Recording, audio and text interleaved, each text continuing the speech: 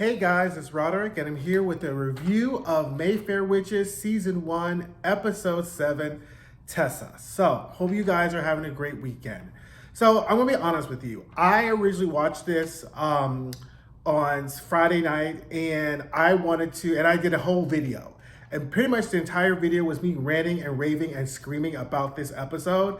And I was like, okay, that's not really productive for anyone, right? Because we pretty much are on the same page as to how we feel about this series. So I decided to go to the gym, have some reflective time, and kind of bring you a video that actually kind of brings some substance and kind of discusses some of the defects which we've already discussed with Mayfair Witches, and kind of talk about it and do something a little bit more substantive. And also, I feel like my reviews last week were a little lackluster just because I was fool-la-laing around because it was my birthday, and I really didn't kind of bring the regular kiki that we were supposed to do. So let's get into it. Welcome to this channel. This is where we review television shows, movies, a little reality TV with an eye towards filmmaking, screenwriting, and acting, and we just have a really great time. Okay, so that being said, right, let's get into this. Structurally speaking, this was the best structured episode of all of the entire episodes, right? Because finally we get 3 storylines,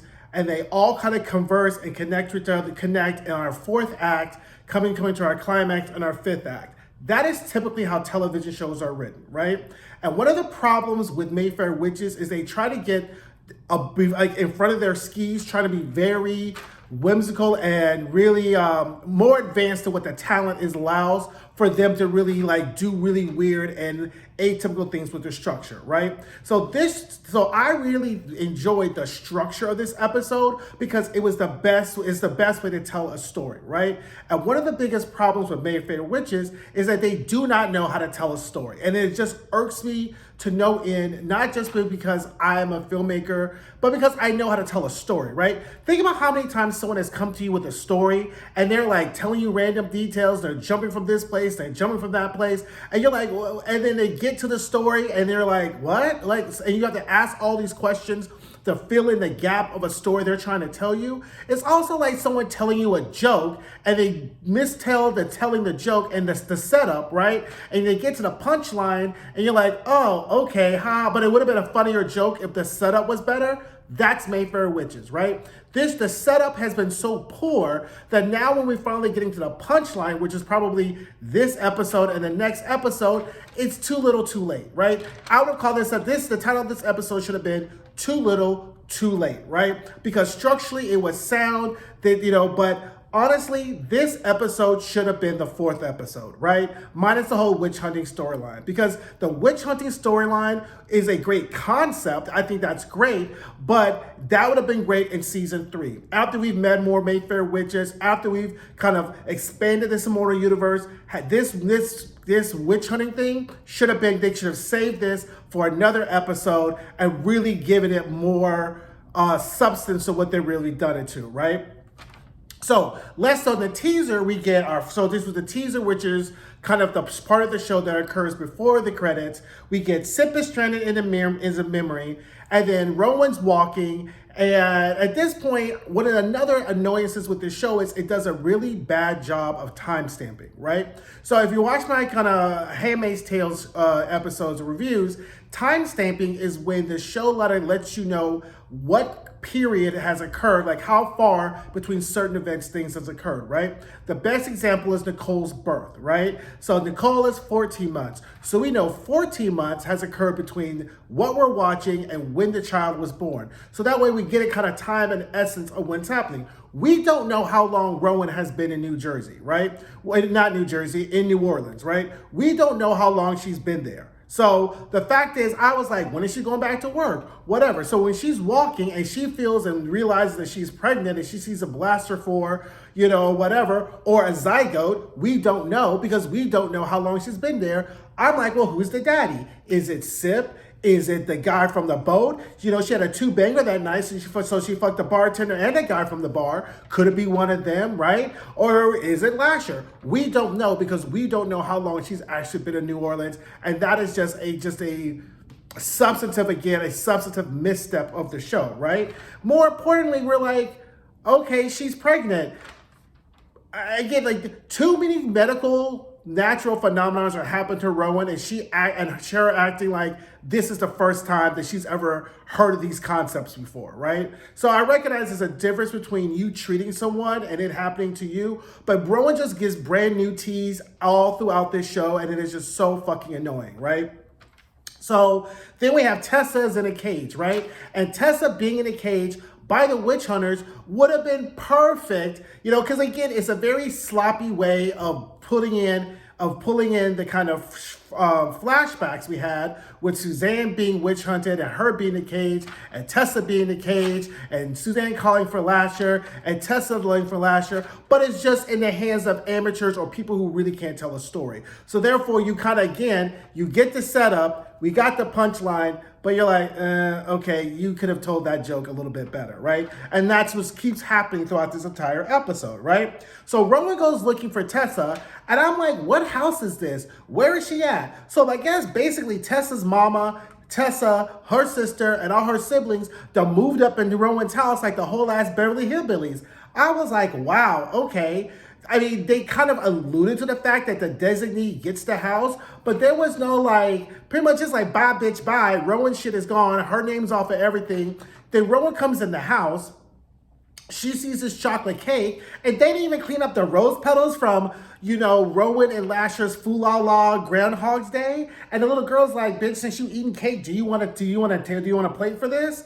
And I was like, okay, so maybe that Groundhog's Day happened just a couple of days ago. So it looks like Rowan may have only been in New Orleans for 2-3 days, less than a week. We don't know. I ain't clocking her ovaries. I'm just annoyed by this whole thing, right? So the mama comes down, and the mama, who was fairly nice to Rowan when she first showed up, is like, what do you want, chick? Like, okay, what? Let me go check her bed. She's like, oh, Tessa's not here. She didn't sleep in it. I'm sure she's at the house. Rowan's like, well, can you check on her? I'm kind of worried. And the mom was like, girl, go find you some business, right? You didn't want to deal with us now. Go find you some business, okay? But meanwhile, Rowan gets morning sickness, so she runs up to the bathroom or whatever like that, right? So then while she's up in morning sickness, throwing up, she comes back downstairs, and all of the other Mayfair witches are there, which it would have been nice to know, at episode 7, who everybody was besides JoJo and Tessa's mama, right? We don't know their names. We don't know their powers. We don't know who they're related to. This could be a cousin, a brother, sister, step, whatever. We don't know. We just know they're Mayfair witches, which is an entire waste, right? Because the show isn't called Rowan. It's called Mayfair Witches. So every Mayfair witch that appears in this series is important and carries weight because you're creating a universe, right? Which leads me to another point, right? Because as I'm watching this after the teaser, I was like, I wonder what the pitch was, right? What was the pitch that gave us Mayfair Witches versus a Talamasca spinoff versus a Merrick Mayfair spinoff? What was the pitch? So here is the pitch, right?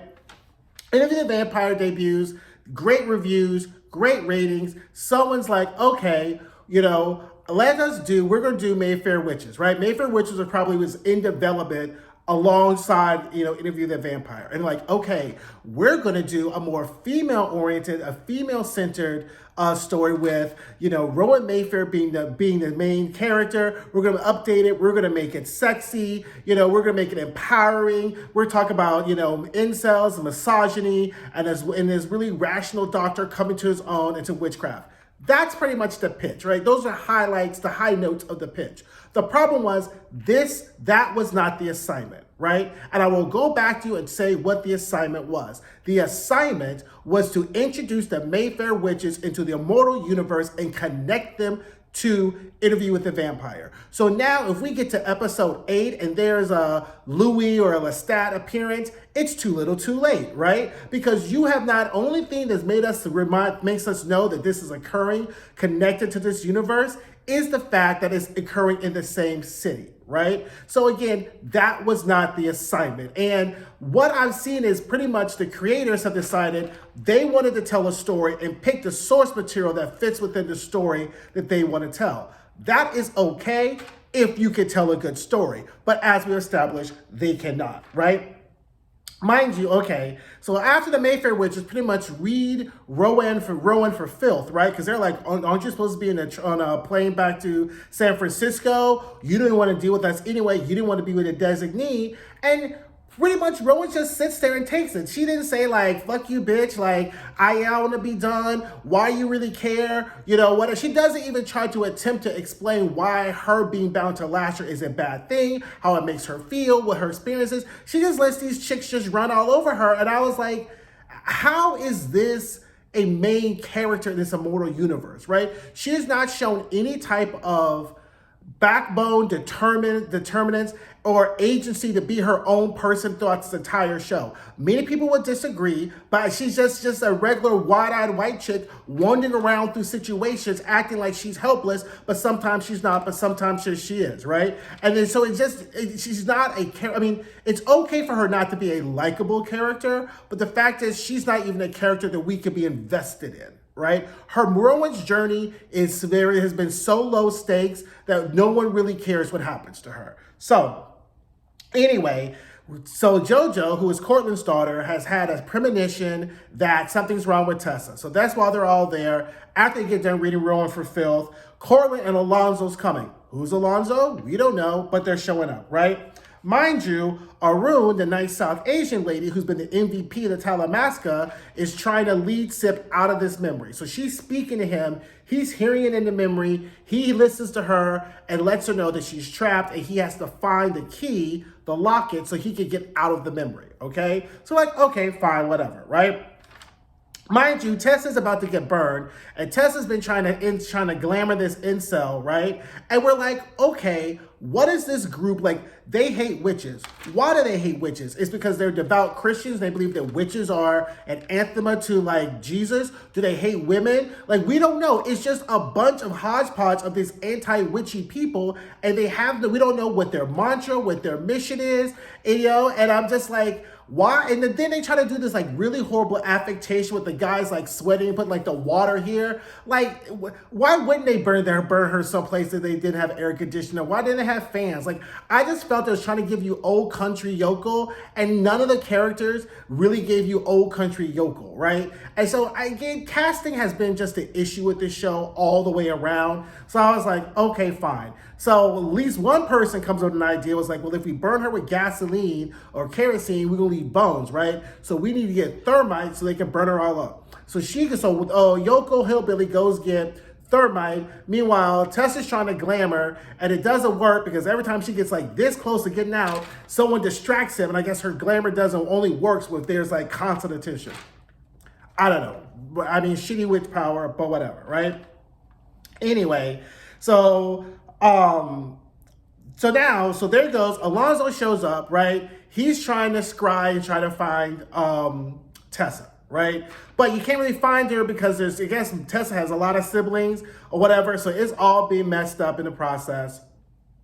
Rowan's like, why don't you use my blood? Because wherever Tessa is wherever the heart is. So she goes and uses her blood. They find Tessa, right? While she's bandaging her, while Black Mayfair witch mama is bandaging her up, she's like, ooh, how far along are you? Well, she runs and spills all of Rowan's tea to Cortland, being like, she's pregnant. And Rowan, again, is just sitting here aimlessly, like, letting these people just do her any old kind of way. And I'm like, really? Like, I don't know. Like, it's not like she has such reverence to these people, like they're her relatives. She could have lost this person and be like, bitch, keep my fucking business out your mouth, right? But no, that's not what's going to happen. Rowan's going to give us wide-eyed weepy the whole fucking time, right? So Alonzo has found where she is. So then JoJo's like, okay, everyone get a text thread, go after her, don't go in by yourself. We'll show up one anyway, right? So I'm kind of condensing these storylines so that we can intersect anyway. Meanwhile, Sip is still in his memory. Suzanne's sister comes like, okay, this is, my sister wants to see you. So I was like, okay, this will be interesting. Because I'm like, okay, is this a memory? Are we having any time warping things going on? Child, Suzanne ain't even in there because it's not Suzanne's memory, it's Lasher's memory, and it's all been a part of Lasher's plan to trap Sip in this memory so that he can't interfere with his plans for Rowan, right? So now we're on our 7th episode. Sip and Lasher have been kind of like on the periphery kind of dealing with each other. So now we have the big face-off, and it's the weakest, most disappointing, worst acted scene, second worst acting scene in the whole entire series. I was like, this is what the big climax was between these two characters, right? And I was just like, really? And then we have all these little nuggets about things that they don't even explain to us, but I guess it's supposed to make sense. Like Lasher's like, you've always been this way. You were like this from a boy. You just had to go in the house. What house? What happened? Why does Lasher know? Why is this important to Sip? We don't know. It's like being at Six Flags. We're just here for the ride, right? So I was just like, okay. And it's just this really poor scene where Lasher's threatening to kill him. And at the end of the day, Sip kills himself anyway, and he wakes up. So I was like, you could have let him kill you anyway. And it's just this really miserable scene, and with the only nugget being the fact that Lasher tells Sip that Rowan is really pregnant. We don't know whose baby it is. He just says she's pregnant. Like she woke up the next day and she was pregnant. Is it Lasher's? Is it Sip's? Is it the bartender? Again, we don't know. I'm not trying to call her a hoe. I'm very sex positive. But at least we could have had a quick Maury Povich segment where we know who the daddy is or something. But maybe that's for episode 8. Anywho, Tessa's about to get burned, child, because they done strung her up, and then she's trying to, woman to woman with the only female witch hater, and the female witch hater is like, I hate you, Mayfairs, because we used to work at this auto part, and then you outsourced our jobs, and our daughter had cancer, and that's why I'm part of this thing. Okay, that's a sad story, but that doesn't mean why you part in this witch-hating thing, right? Because even if you believe all Mayfairs are witches, the fact that she's a witch doesn't correlate the fact that her family put you out of a job, right? The better story would have been a witch who was not a Mayfair, cursed your daughter died, and therefore that's why you're against witches. Since we're making up an entire storyline, make it up well. Give me a better story. But no, we can't do that because the creators wants to kind of constantly put out or kind of hoist on us this kind of, again, this white feminism, trope on us, and they don't 10 toes down with it, right? So I was just like, oh my God. It was just like, whatever, right? So finally, Cortland talks to Rowan's like, I know you're pregnant or whatever. You need to call Lasher. So now everyone's getting her to try to call Lasher. And she's like, no, I don't want to do that. He grabs her. She does her little thing. His ALS starts to shake. And she's like, keep your hands off me. Snatches the keys from JoJo and is on her way. JoJo's like, what's happening? Anyway, meanwhile, after that happens, Cortland calls the main Talamascan guy and was like, she's pregnant, is about to do what it's supposed to do. You guys do your part. So we're like, what? Is Cortland in the Talamascan guy? Like, what's going on? What is the big suspense? We don't know because we have not been let in on this, right? So it would have been a major, if they had used their time properly and let us know, why does it really matter if Rowan's pregnant and Rowan calls down Lasher? She's been fooling along with Lasher for 6 fucking episodes. Why does it matter now that she's pregnant that, she messes around with Lasher? We don't know this. They don't tell us this because they don't know how to tell a story. I'm going to beat that horse to glue for the rest of this review, then I'll be done with it.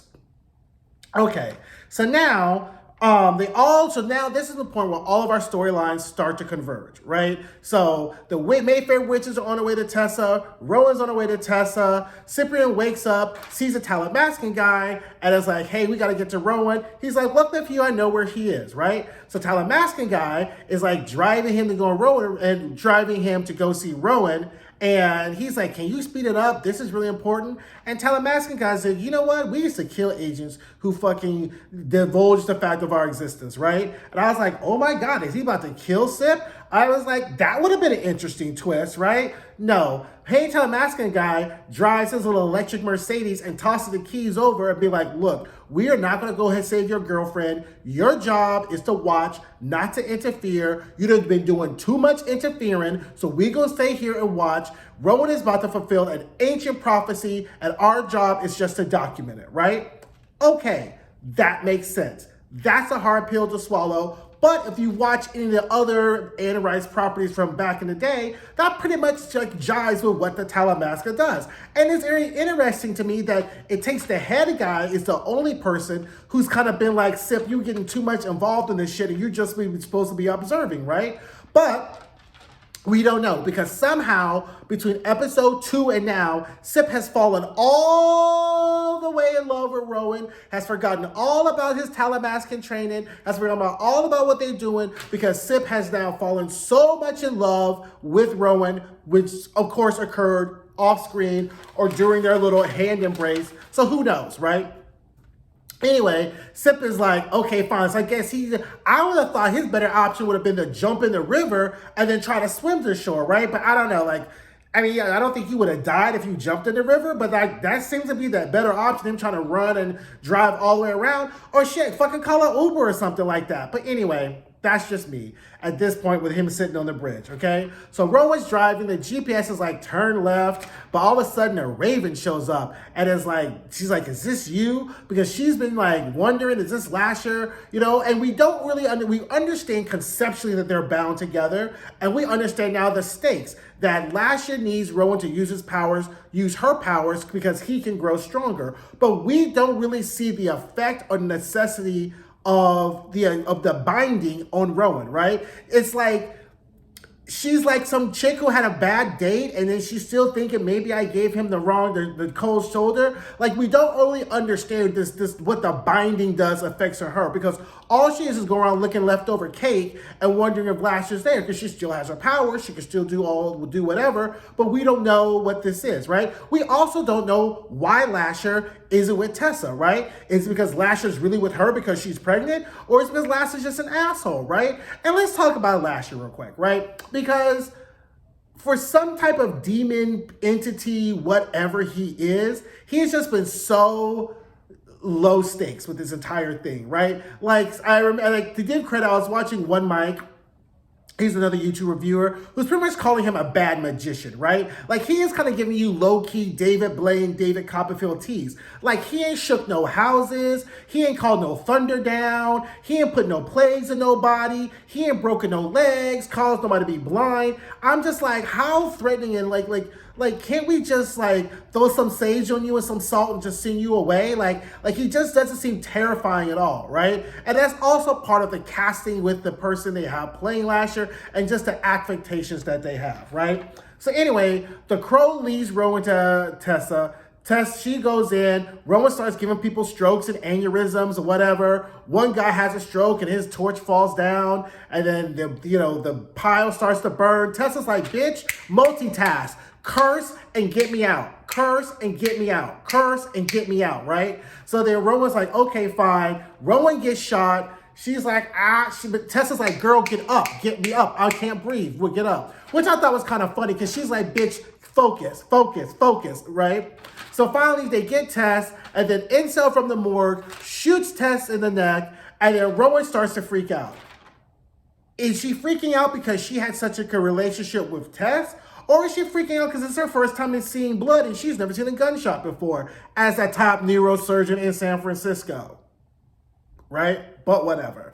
Okay? But that is all we need to like totally throw Rowan off her game and give us that quintessential moment where she takes the necklace. Because Tess, when she got off the thing, was like, girl, you can have all this necklace. I'll tell my family to get the fuck up out your house. I am done with this. Metal Lasher didn't fucking come for me. I almost got my ass burnt. Here, you could be the new designee again, right? So then so Rowan puts the necklace back on, and then she starts to say the words to bring Lasher to her. Meanwhile, the video camera is still rolling, I guess. So that's supposed to be our penultimate episode from Mayfair Witches. Once again, very properly structured, and I didn't really hate too much of this besides that whole like Lasher Sip scene, but this is again too little too late, right? So at the end, I don't care if if Lestat and Louis and Claudia all show up, I'm still gonna go boo hiss